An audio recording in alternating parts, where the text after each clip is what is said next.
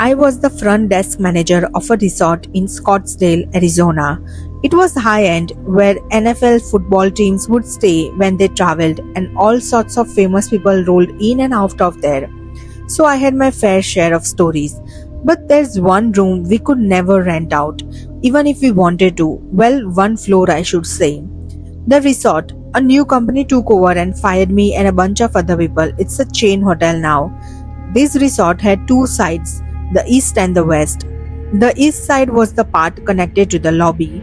It had a bigger pool, the common room with games, and where breakfast was served. It was far more busier than the west. Each side had four floors, and while the fourth floor on the east was fine, same couldn't be said for the west. The fourth floor of west side was one big room. It had anything you could imagine in there, a grand piano, billiard table, TVs, consoles, full kitchen, a floor of rooms, you name it. That's where we would put teams or bands who came to stay. It belongs to the owner of the hotel. He made it so he could basically live there as he got older. Well, he passed away a couple years into me working there, so we decided to rent it out instead. The first couple of occupants would complain about noises and small inconveniences, but around the sixth occupant, things got really out of hand. I remember it so clearly because I was scared out of my mind and didn't know what to do. It was about 2 a.m. and I was working the front desk. I got a call from room 410, fourth floor west side, and the caller was panicked and asked to check out immediately. I informed them that I could transfer them to another room or check them out of their stay, and they didn't even consider transferring, they just wanted out. I tried to get an explanation, but all they said was, "I tell you more in the lobby," and hung up. I was confused and waited for them to come down. Eventually they did. They were all out of breath and pale. They explained to me that the music just won't stop. They said the grand piano was playing all night on its own, that the microwave would constantly beep and lights would flicker like strobe lights. I started to get anxious, but I helped them check out.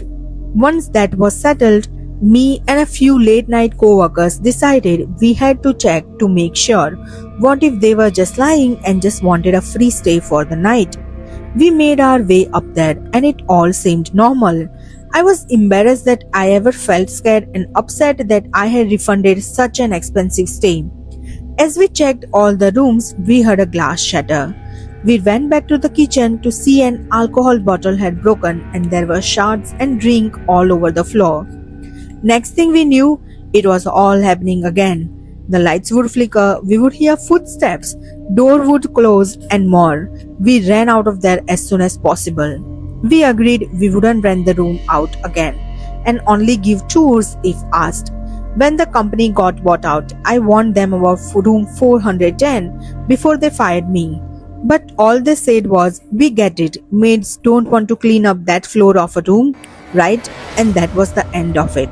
No one believes me, only the people who were in that room know what happened and everyone else calls bullshit. But it happened and I have the scars to prove it. When I wasn't living in New York City, I used to travel quite a bit by car, 80 to 90k miles a year approximately. I found myself in this little town in Delaware called Milford. I had plans down there not too far in a place called Raboth Beach, which I think was like 45 minutes or an hour away. Anyway, I was supposed to leave the day after I actually left, but to avoid getting up early in the morning and leaving, I ended up leaving after work, which was approximately 6 p.m. and taking the drive that night, which lasted about 5 hours and change. Since I was only staying here an extremely short time, I got myself a shitty Airbnb which I use all the time when I travel, so I'm pretty comfortable with it. I messaged the guy right before I left if I could rent his $50 little place that seemed pretty nice from the photos. The guy from the get-go was a little sketchy and it took me some back and forth to get the place rented that night after he informed me his father would have dropped the key off. He also informed me there would be quite a bit of tropical plants in fucking Delaware, mind you, in the kitchen, and he couldn't move them out on such short notice.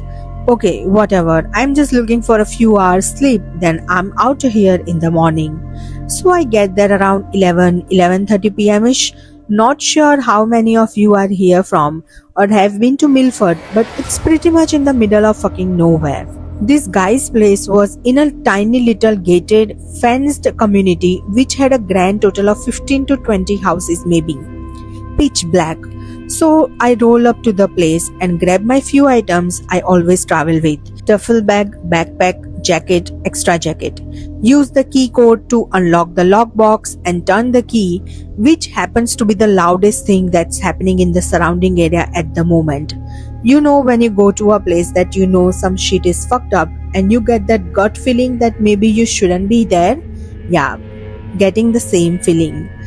So I put my stuff down on the recliner in front of me, and yes, lo and behold, a fuck ton of tropical plants in the kitchen.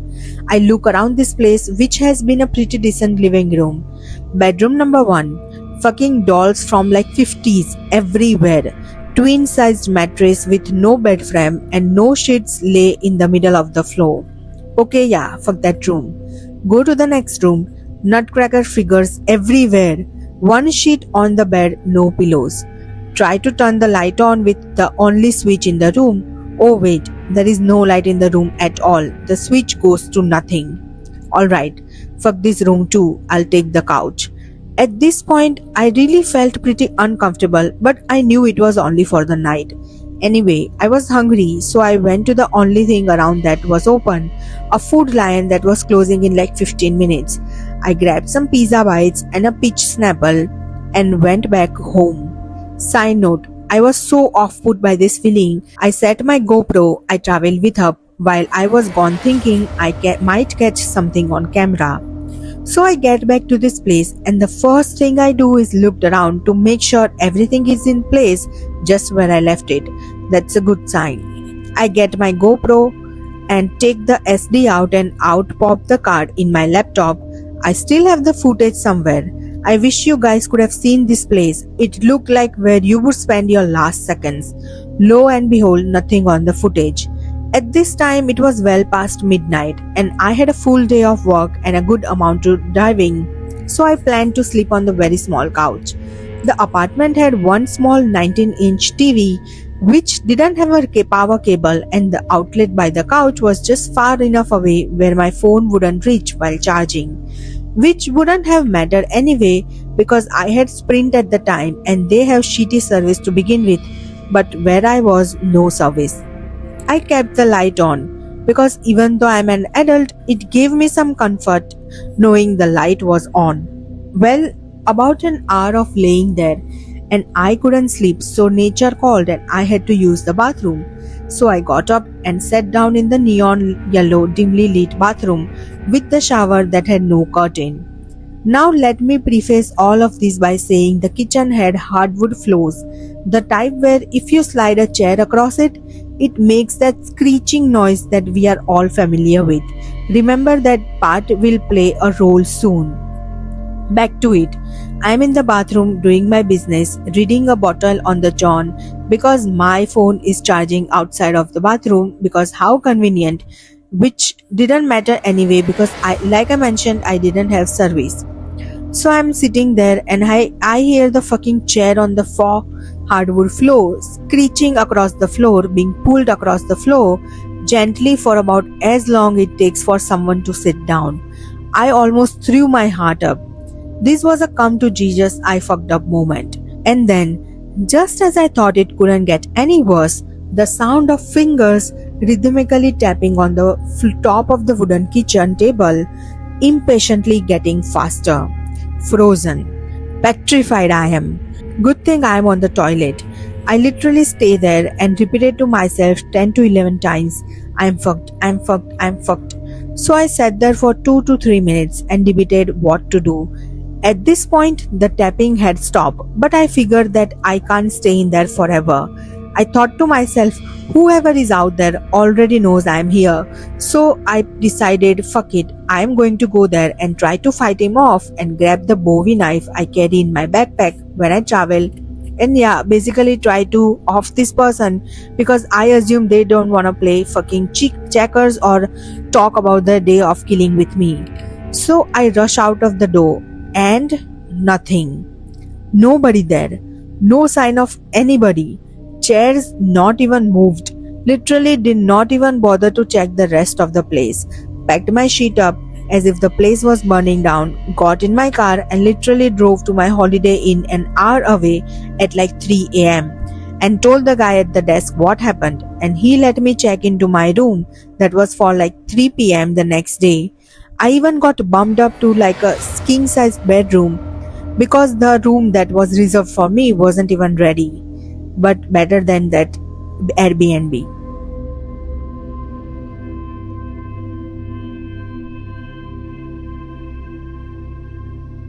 I traveled to Liverpool a few years ago with an ex-GF. We stayed in the Adelphi Hotel for 2 nights. I found it on a booking website for cheap, and I am a massive history geek, so I thought it would be perfect. For those unfamiliar with the building, it's been in a continuous use from the 19th century. It has these really old-fashioned rooms with high ceilings and generally Victorian furnishings. I thought it was great if our room was a bit creepy. There was a massive mirror right across from the bed. Just so there was nothing out of the ordinary, so we went out to explore the town. When we came back at night, we were too tired to even take a shower as we normally do. We fell right into bed. Something to be conscious of before I begin about the actual creepy part is that the room was an ensuite with a tiny foyer in between the bedroom and the bathroom, where the front door to the hotel room was also located along with a storage closet. I always like to lock things before I go to sleep. It's kind of a habit of mine. So I locked both the front door as well as the chain lock on the door leading to the bedroom. So far, everything was normal and we drifted off to sleep, or so I thought. Less than 15 minutes after I had closed my eyes, but not yet fallen asleep, I experienced the most intense terror of my life. I am not talking normal terror. This was the most afraid I have ever been in my life. Like I was consciously aware that someone was watching me and didn't want me to know it. There was a feeling of dread in the air, like something just wasn't right. I jumped out of bed and turned the light on. Nothing. But the door was wide open. I woke up my ex and asked her if she had gotten up to use the toilet since we had gone to bed. She said no. So I asked her again with more intensity. No, she was certain that neither of us had gotten up in the 15 minutes since we had turned off the lights. I told her okay and asked her if she felt weird at all. She said no, just very tired and she wanted to sleep. However, I was too terrified to fall asleep, so I turned on all the lights in the room and locked the door again, trying everything to take my mind off of what was seemingly just an empty room, every now and then glancing nervously up from my laptop to see if anything was still there. Hours later, I was too tired to stay up anymore and I fell asleep without realizing. But when I woke up in the morning, the door was once again open. Once again, my ex denied either of us using the toilet in the midnight. The same sequence of events was repeated the next night as well. After the first night, I began to suspect something was not normal. However, I refrained from Googling Adelphi Hotel and haunted until I was on the train out of the city. Apparently, the Adelphi is the most haunted hotel in Britain. I don't know if I believe in ghosts, but I was really frightened that night. I will never forget it. Even now, I am sat at home in my well-lit flat in the middle of the day and I am getting scared writing this.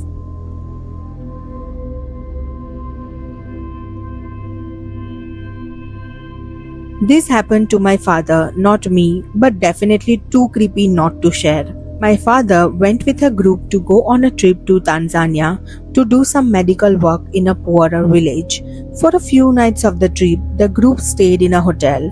My dad was sharing a room with another man from the group, separate beds. One night, he is woken up by his roommate who has the light on. He looks terrified, trembling and praying. My dad asks, "What's wrong?" But he won't say anything about it. My dad is obviously concerned, but since he can't do anything about it, he goes back to sleep. The next night, in the middle of the night, my father gets up to pee. He walks to the bathroom and starts to relieve himself when he catches a very strong scent of body odor. He and most of the people from the group are daily deodorant wearers, being from the US. Many locals in Tanzania don't wear it as frequently, so when the smell hits his nose, he realizes he and his roommate might not be alone. He turns around and sees, standing there in the doorway, a local woman, shaking violently, her eyes rolled up locked on the ceiling. He panics as no one should have been able to get into the room. He turns back around towards the bathroom in a moment of confusion, but when he turns back, she's just gone, as if she had never been there. Shaken, he goes back to bed, thinking maybe he was dreaming or just seeing things. He lays back down on his side, and adrenaline starting to wear off. He begins to doze off again. Suddenly, the smell returns. He slowly rolls over and looks to his left. There, in the bed beside him, is the woman laying flat on her back, eyes glued to the ceiling. Again, panicking, he breaks his line of sight to her, and again she is gone. My dad wasn't able to get back to sleep. The woman never made another appearance. He asked his roommate about it the next morning, and he had encountered the same thing the night before, which was why he was so shaken. Even if some might argue that they must have been on medication or something, and the side effect must have included strange dreams or hallucinations, but still super creepy and definitely weird that even if it was caused by the medication, both my father and his roommate experienced the same damn thing.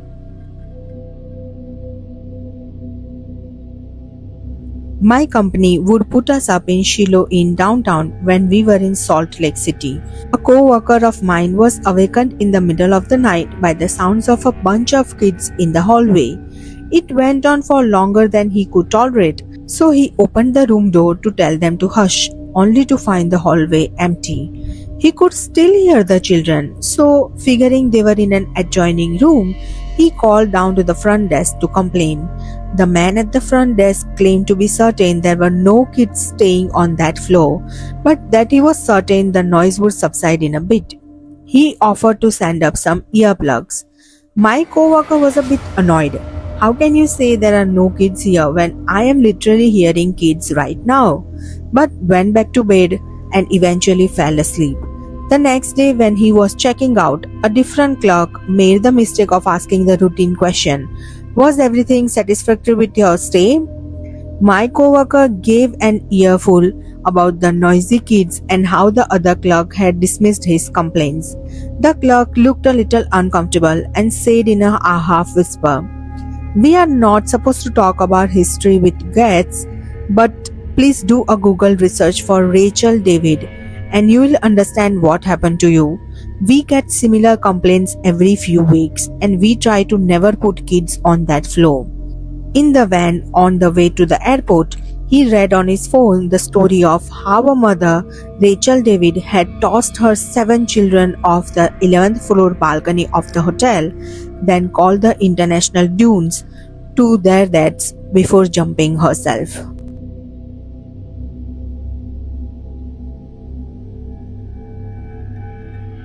I was interning at a hotel earlier this year.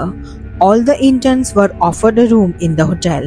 We had to share the room, 4 in each. My roommate and I were the only boys, so there we shared a room. The other rooms have girls, 4 in each. My roommate and I like to mess around with the girls by knocking their doors and running off back to our room. There was one night we did our usual knock and run. Then around 5 minutes later, someone knocked our door. I ran to the door to open it and we were surprised as no one was there. The girls don't knock our door back, they usually just yell from their rooms. Plus we had a doorbell. We just shrugged it off and went to sleep. maybe someone was pranking us. The next day it happened again. Same, 3 knocks on the door. We opened the door and no one was there. A few minutes later, our room started to smell. It smelled like something was rotting, but it wasn't the garbage because I threw the garbage earlier that day. This knocking continued every day, the same time, until I finished my internship program. The thing that bothers me to this day is the smell. I know something was not right. Whenever we prayed, the sink in the bathroom will start flowing by itself and we would hear knocking coming from the bathroom. The girls never experienced all this, only my roommate and I. Sometimes when we don't get the knock, we would say, "Did you forget to greet us today?" out loud, and minutes later, we would get the 3 loud knocks.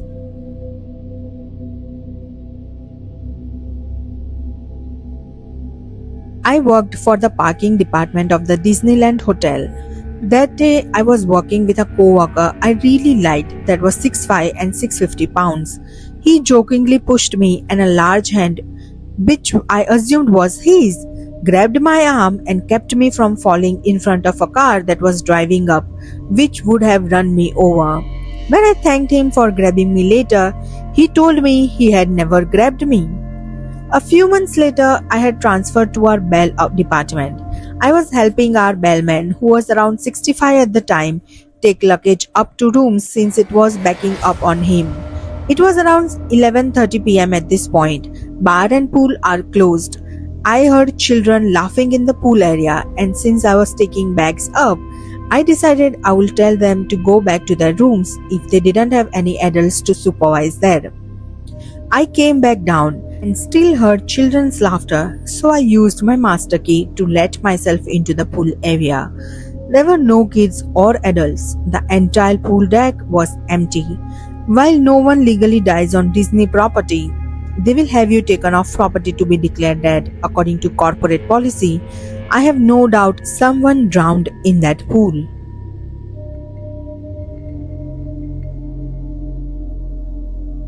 I have several, but a couple are from my mom who also worked in hotels. The first is to acknowledge that people die in hotels more often than we think. Within the first 3 years of the property I worked at being open, we had a person die in the room from a heart attack. He was a long-term guest working in fracking, so he would leave early in the morning and come back late at night. I typically avoided him at all costs because he had made some really inappropriate and suggestive comments to me a few times, and I remember the night he died having him come to the desk and thinking, "Please just go away." I worked for 4 years after he died, and every couple of weeks I would hear the back door unlock but not open. When you use your key outside, it made a loud noise. And see a movement detector pop up on our surveillance screen that would track from that door to the hall where his room had been. Sometimes it would pop up in the little honor system store we have before moving to the hall. After about a year of this happening, my coworker mentioned something about it and we realized we had both been seeing it happening. My mom's hotel had several deaths. One was a woman who didn't pass in the hotel but was declared dead at the hospital, and another was a SID's infant. There were also some disturbing things happening. In one, the room had blood all over it and an apology note, but no one was in the room, and another case involved the FBI looking to locate a child who had been trafficked. They located the hotel because a billboard seen through a window of the hotel room. All of these things happened in the same room. There was always a weird feeling in this room. When I worked the front desk, there would be phone calls down but no one on the other line. Noise complaints but the room was empty, that sort of thing. Housekeepers checking empty rooms would ask if anyone had been moved out of that room. Not unusual, it faces a highway, because there were impressions on the bed but no record of a move happening. One time we had a guest come down the next morning and casually say, "You know that room's haunted, right?" before just walking out. I feel like none of this is keeping you up at night terrifying, but it's all unnerving to experience.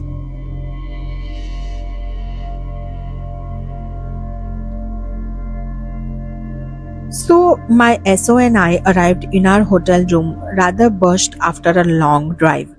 SO is sitting at the little desk browsing on our laptop. I'm chilling on the bed, stretching my back and just gazing up at the ceiling, my mind wandering hither and thither. I'm checking out all the usual ceiling gadgets that are common in hotel rooms, like sprinkle heads, fires slash smoke detectors, and such. I work in the building design and planning, and most people in that field will probably agree that when you are deep into a project, it kind of tends to pop into your thoughts a lot. My current project was an elementary school rebuild, and the last thing we were working on was implantation of fire codes, especially fire exits for the kiddos and teachers. So I'm still looking up, and my eyes kind of focus on the fire smoke detector, and I start thinking about the school design and visualizing the children evacuating, and suddenly my thoughts kind of take off and I'm seeing flames and kids running down the fire escape, and it's pretty intense, but they are just thoughts, and I shake my head and move on to something else. I say nothing to my SO. So some minutes pass and suddenly the in-house phone rings, which startled us both. This was around 2005-10-ish, before cell phones were everywhere. So picks up the phone on the desk and I hear SO answer yes, and then no, everything's okay here. Then hangs up. What was that? I asked. Oh, it was the front desk.